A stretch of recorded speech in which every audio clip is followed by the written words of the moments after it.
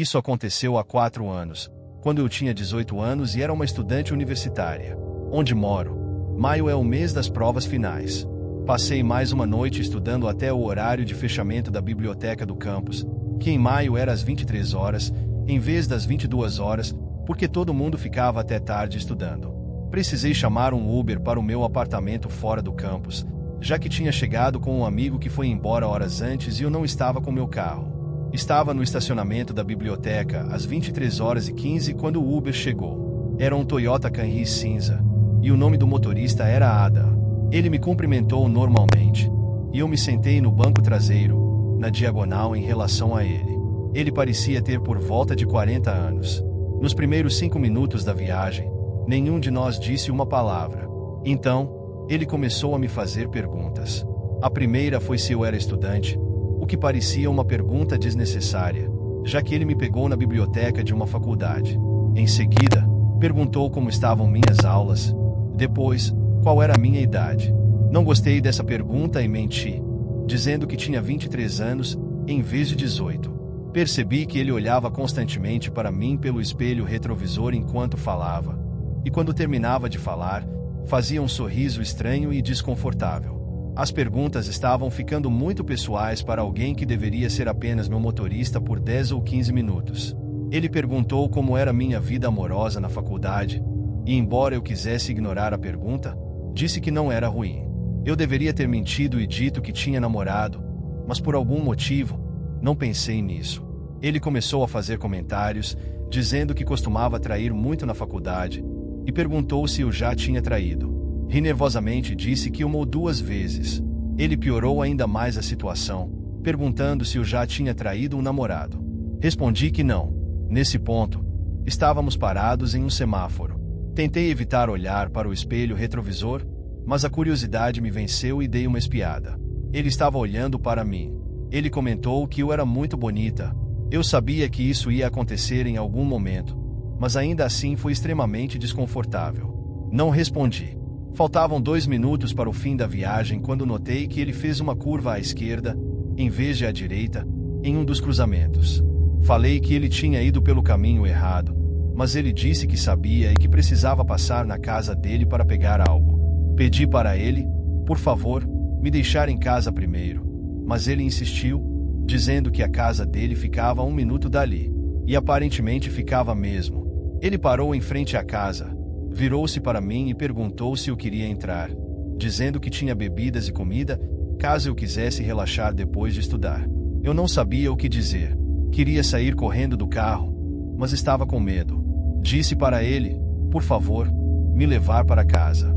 Ele riu e disse que voltaria logo. Entrou na casa, e foi quando saí do carro e comecei a correr. Não achava que ele tinha planos de me matar, mas algo estava errado com ele e a situação. Só queria sair dali. Momentos depois, senti meu celular vibrar. Era uma mensagem de Adam, o motorista, dizendo: "Você sabe que eu tenho seu endereço, gata." Isso me fez correr ainda mais rápido. Cancelei a corrida para que ele não pudesse mais me contatar. Cheguei ao meu apartamento alguns minutos depois. Correr com uma mochila foi difícil, mas, graças a Deus, eu faço cardio. Meu apartamento era a parte esquerda de um duplex. Quando cheguei, o carro de Adam não estava estacionado na frente da minha casa, então torci para que ele não viesse. Preenchi um formulário no site da Uber, intitulado "Reportar um incidente grave com o motorista", e descreve todos os detalhes da corrida, incluindo uma captura de tela da mensagem dele, ameaçando que sabia meu endereço. A Uber me contatou no dia seguinte, dizendo que o motorista foi removido da plataforma e que, caso houvesse mais algum contato, eu deveria procurar as autoridades. Na noite seguinte, quando minha colega de quarto não estava em casa porque estava passando a noite com o cara que ela estava conhecendo, alguém bateu na porta da frente e tocou a campainha. Eram cerca de 20 horas ou 21 horas, um horário um pouco tarde para vendedores ou algo do tipo. Perguntei quem era, e a voz de um homem respondeu que tinha encontrado algo que me pertencia. Perguntei quem era e o que ele tinha encontrado. Ele respondeu: "Abra a porta, vou te mostrar." A voz era familiar. Olhei pela janela ao lado da porta e vi Adam, o motorista do Uber, escondido ao lado da porta, encostado na parede. Ele segurava algo, mas não consegui ver o que era. Corri para pegar meu celular e liguei para o 190. Sem entrar em muitos detalhes, implorei para que a polícia viesse ao meu apartamento imediatamente. Mas, quando os policiais chegaram em frente ao duplex, as batidas na porta já haviam parado. Ele tinha ido embora, pelo menos da varanda da frente.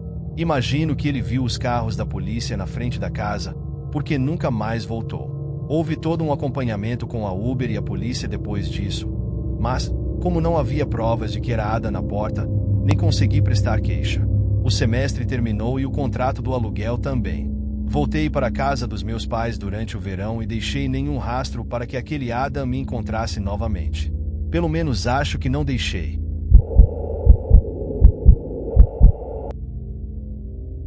Essa história ainda me assombra até hoje.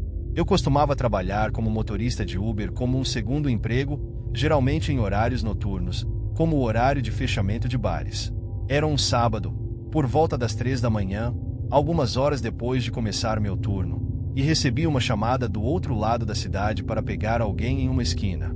Quando cheguei, um homem entrou no carro, um jovem afro-americano, com cerca de 20 e poucos anos, dreadlocks e uma pequena tatuagem no pescoço. Não me detive muito nos detalhes. Perguntei como estava a noite dele, e ele respondeu com um grunhido. Nem todo mundo é amigável, então não insisti. Confirmei o endereço que ele havia dado, aparentemente uma casa, e ele apenas disse sim. Um minuto depois de começarmos a corrida, ele ficou agressivo, reclamando que aparentemente eu havia feito um desvio para prolongar a rota. Expliquei que estava seguindo o caminho indicado pelo aplicativo, e ele se acalmou.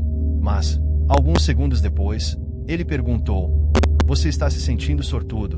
Confuso, perguntei o que ele queria dizer. Ele respondeu: "Quero dizer, quanto você valoriza a sua vida?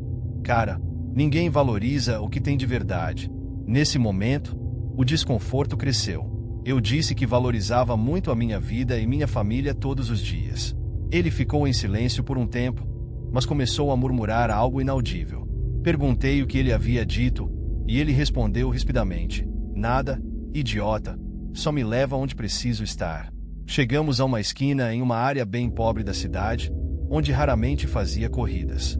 Ele pediu que eu o esperasse, dizendo que precisava resolver um assunto pendente. Percebi que ele planejava voltar ao carro, então perguntei se ele precisaria de outra corrida. Ele respondeu que sim, mas que seria rápido. A menção ao assunto pendente me deixou inquieto, e algo no comportamento dele me dizia que não era uma situação boa. Ele desceu do carro e caminhou em direção à casa, mas ao invés de ir para a porta da frente, ele foi para o quintal nos fundos. Eu não esperei para ver o que aconteceria. Assim que ele saiu do meu campo de visão, dirigi lentamente e fui embora, encerrando a corrida no aplicativo. Decidi terminar meu turno naquela noite. Estava muito nervoso para continuar. No dia seguinte, vi algo no noticiário que me abalou profundamente. 2 pessoas foram mortas em uma casa naquela mesma área onde deixei aquele passageiro. Durante a reportagem, exibiram a foto do suspeito do crime, e era o homem que eu havia deixado naquela casa. Ele foi preso fugindo da cena, depois que vizinhos relataram ter ouvido tiros. A polícia suspeitava de um crime relacionado a gangues. Desde então, carrego a culpa por ter levado alguém com a intenção de matar até o local onde cometeu o crime. Algumas pessoas me dizem que, se não fosse eu, teria sido outro motorista. Mas é impossível não me culpar por não ter percebido os sinais e red flags durante aquele trajeto. Essa experiência mudou algo dentro de mim para sempre.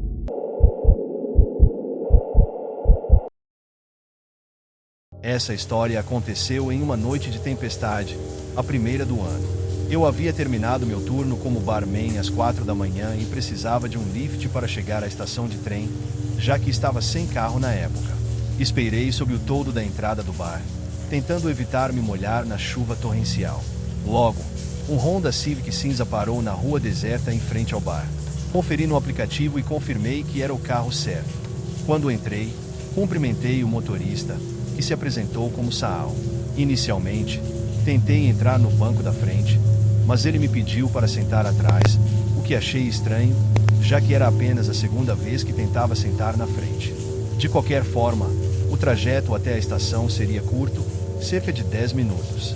Escolhi pegar o trem porque era mais barato do que usar o lift até minha casa. Apesar da forte chuva, o motorista dirigia devagar, o que parecia normal devido ao clima. No entanto, percebi algo estranho quando ele optou por evitar a rota principal e começou a usar ruas secundárias. Não me preocupei de imediato, já que ainda tinha tempo de sobra para pegar o trem. Tudo mudou quando ele murmurou algo inaudível e parou o carro na lateral da estrada. Olhei para ver o que estava acontecendo e vi um homem na chuva acenando para o carro. Antes que eu pudesse perguntar, o homem entrou no banco traseiro, ao meu lado, completamente encharcado. Ele usava um capuz preto e ficou em silêncio. Me afastei o máximo possível para o outro lado do banco, esperando que eles trocassem algumas palavras, mas isso nunca aconteceu. Não sabia se eles se conheciam ou se aquilo era alguma coincidência estranha. Durante o trajeto, notei que o homem ao meu lado continuava me encarando. Em um momento, dei uma rápida olhada, esperando que ele estivesse apenas olhando pela janela, mas não, ele estava fixado em mim.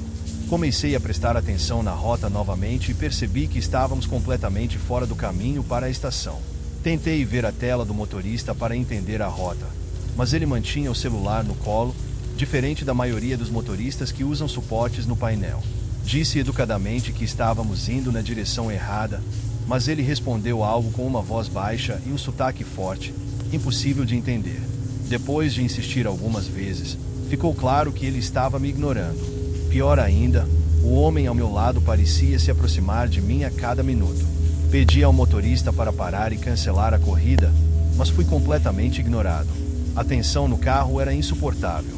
Decidi que precisava agir antes que algo acontecesse. Quando o carro diminuiu a velocidade em uma rua cercada por um bosque de um lado, percebi que era minha chance. Abri a porta e pulei, mesmo sabendo que a queda seria dolorosa. Ao cair no chão molhado, senti a dor da queda, mas sabia que precisava continuar. Ouvi os homens gritando algo em outra língua, provavelmente russo, e o passageiro saiu do carro para me seguir. Corri para dentro do bosque o mais rápido que pude. Ele me perseguiu por um tempo, mas logo desistiu e voltou para o carro, que partiu em alta velocidade.